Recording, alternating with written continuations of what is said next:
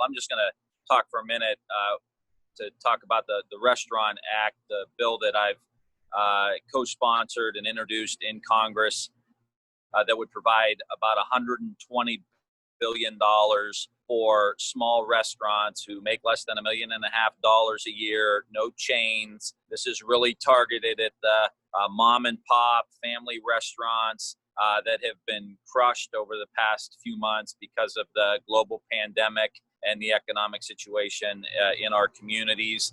And we all know the owners of these restaurants. We all patronize these restaurants. They're more than just institutions, establishments where we, go and eat and drink. These are really pillars of our community and have been for a long time. And many of these restaurants have been passed down generation to generation. They're family-owned businesses, and the current program has left a lot of them behind.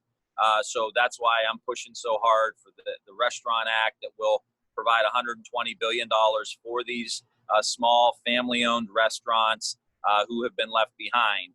And the economic impact of this bill would be huge, not just saving these restaurants, but also the farmers who provide food to these restaurants, the fisheries who provide fish to these restaurants, the supply chain, the workers there.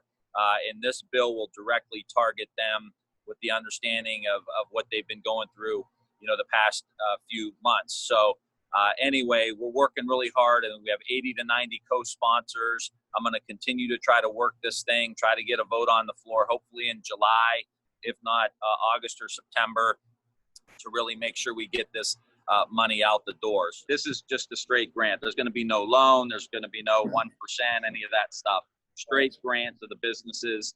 And the key for us is, how do we get this out of the door as quickly as possible, making sure that, these guys at the end of the day are getting the money. And so hopefully, in the next month or two to help weather the storm, especially, if the virus is still here and we're moving into the fall and into the winter, there's going to be a lot of people concerned about being indoors again. And, we got to ride this thing out. And that's why we've got this so targeted to the restaurant industry. We're going to have to work with the Treasury as to exactly how the application is going to work, but we want to make it as simple and as straightforward as possible. It shouldn't be difficult. These restaurants, most of them have legacies, to prove what they've been doing.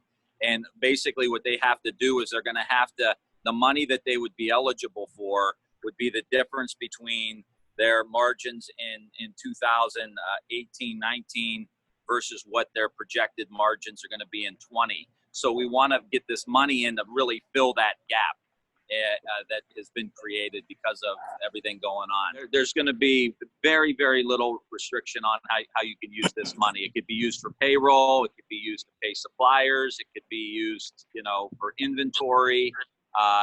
This is going to have a great deal of flexibility because, as Ken mentioned, there's so many different scenarios that different restaurants are in, products that they ordered a long time ago but haven't been able to pay for.